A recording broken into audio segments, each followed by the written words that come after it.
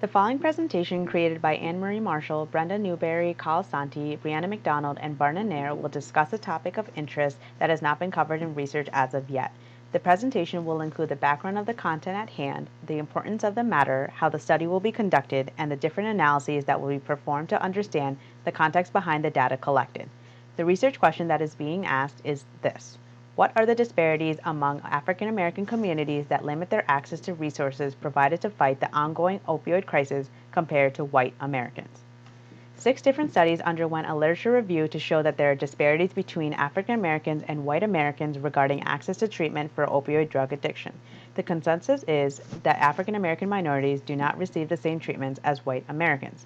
This research question is meant to determine how different methods for providing treatment for opioid addiction are creating racial disparities. How do these prejudices affect individuals, and why is there a limit to accessing resources? This question fills gaps left in research that do not appropriately address the racial disparities inherent in the current opioid epidemic. Research indicates that African Americans are treated differently in pain management and rates of incarceration. However, there is no indication as to what is causing these individuals to receive limited or no access to such resources. For the design of the study, it will be ecological. It will include a literature review in which the current narratives on the various methods for providing addiction treatment are examined for both races. Data on the outcomes of opioid abuse with regards to incarceration rates and treatment delivery using the word of healthcare professionals will also be examined. The target population is African Americans and white Americans in the United States ages 18 to 62 years old who are currently using opioid drugs. The study will incorporate healthcare physicians specializing in opioid addictions and prison wardens dealing with current opioid abusers. The inclusion and exclusion criteria are listed to show which individuals are allowed to partake in the study and which individuals do not meet the requirements. The propositive sampling approach is utilized as the research question is looking at organizational behavior, and the participants are in 2 different cities to limit external validity. Race, age, and the existing condition are used to divide the sampling frame. One sample group will consist of African Americans with opioid addictions, while the other will be white Americans with opioid addictions. Recruitment can be enhanced by screening participants for eligibility immediately and acknowledging potential participants' preferred form of communication. Advertisements and patient portals can be used to recruit participants. Monetary incentives may be used as well.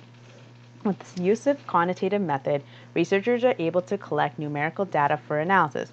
The main objective is to test a theory based on research such as, are African Americans not receiving the same treatments as white Americans? There will be a control of extraneous variables as the answers will be straightforward and objective. 3 quantitative interviewer-administered surveys will be used.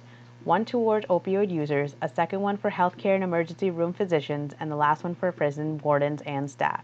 The outcome can be measured using a 2-sample t-test to compare the data. It is possible for potential confounders to be present that can cause there to be less validity with the results.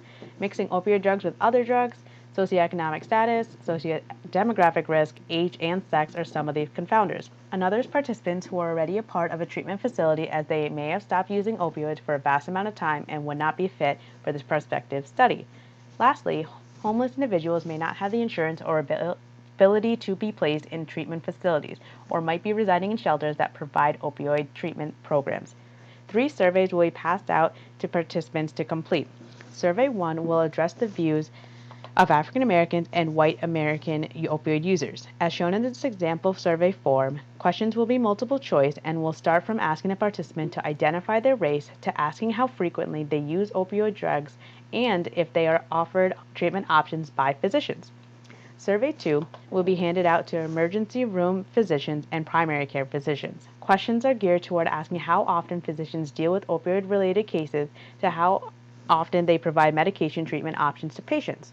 Survey 3 are for jail wardens. The questions will vary from asking the number of prisoners who are currently in jail for opioid-related issues to how many from each race are participating in opioid-assisted therapy. Researchers that incorporate qualitative data in the workplace are able to gain a rich descriptive data set regarding social phenomena. By understanding complex and sensitive issues, they are then able to implement socio-cultural interventions that allow people to bring about changes through education. The current study uses a sample size of 29 participants divided into 5 subgroups as stated. Methods used to recruit participants will range from patient portals to advertisements. Epidemic methods will be used through individual in-depth interviews, focus groups, and surveys. The surveys will have open-ended questions directed towards each participant. Researchers will use observer sheet notes to document any noticeable observations during the study. The neurocultural model of facial expression incorporates four hand gestures: beat, deictic, iconic, and metaphoric. Krauss's 1996 lexical movement describes speech production patterns and nonverbal cues. Nonverbal communication consists of kinesics to analyze a speaker's intent. Three qualitative surveys as shown here were designed. These interviews will be conducted in a private setting with an interviewer and an assistant moderator. Analysis of facial expressions along with nonverbal communication will be noted. While conducting an in-depth interview, an interpretive framework will be used. Grounded theory strategy is used for the individual survey as it will look at the views of the participant themselves. The ethnoscience strategy is used for both the physician and jail warden and staff surveys as these individuals are observing the ways of opioid users. There will also be a focus group in which researchers will ask specific, open-ended questions to participants to get more feedback on the subject at hand. This interview guide provides an example of questions that may be asked as well as a prompt for that question. The observer form is for researchers to take down notes when face-to-face with participants. As previously stated, certain motions will be noted such as the lexical movements, paralinguistics, and nonverbal cues. For analysis of qualitative data triangulation involves using a combination of multiple researchers, theories, methods, and data resources within a study to confirm results and have a more complex analysis. Coding involves categorizing the data. There are two different types of coding. Predetermined coding is information based on previous work by researchers that is similar to the data presented in the current study. Emergent coding is any concepts, actions, or meanings that evolve from the data and are different from the a priori codes. Researchers will use the coding software NVivo to analyze data collected. For this study, researchers will be using an expedited IRB application as they are researching perceptions, looking at cognitions, motivations, and social behavior to aid the study. Since prisoners are involved in the study, they have their own IRB policy. They will not be interviewed separately, but researchers will use specific documents along with interviewing jail staff about opioid-addicted prisoners. The expedited IRB application brings no greater than a minimal risk to this particular group as well. Study instruments are divided into three sections: interviews type, observations, and research instruments. For the quantitative study, interviews will be paper surveys including Likert scales and a collection of demographics. Observations are not applicable and classification will be used as tools for comparison after statistical analysis is completed. For the qualitative study, interviews will be focus group interviews that are face-to-face. The researcher is also an important instrument while obtaining interviewer reliability. Structured observations will be used to note nonverbal cues. The study instruments will be survey research and documentary analysis. The IRB reviews the validity of the study design to ensure subjects are not exposed to risk ranging from physical to psychological. The convention of confidentiality is complete confidentiality for all research participants and protection from harm. Subpart C of the National Commission lists protections for prisoners.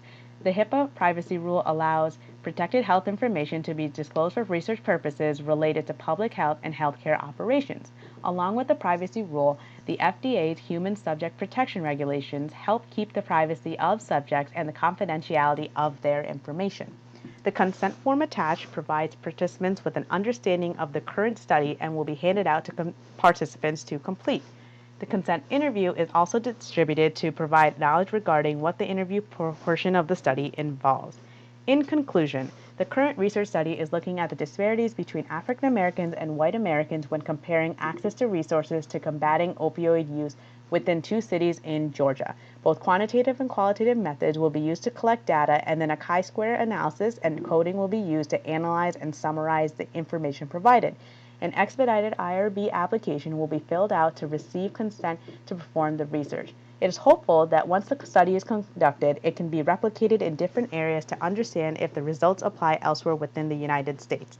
By taking a look at this gap in research, public health professionals can understand how to tackle the ongoing opioid issue. Thank you.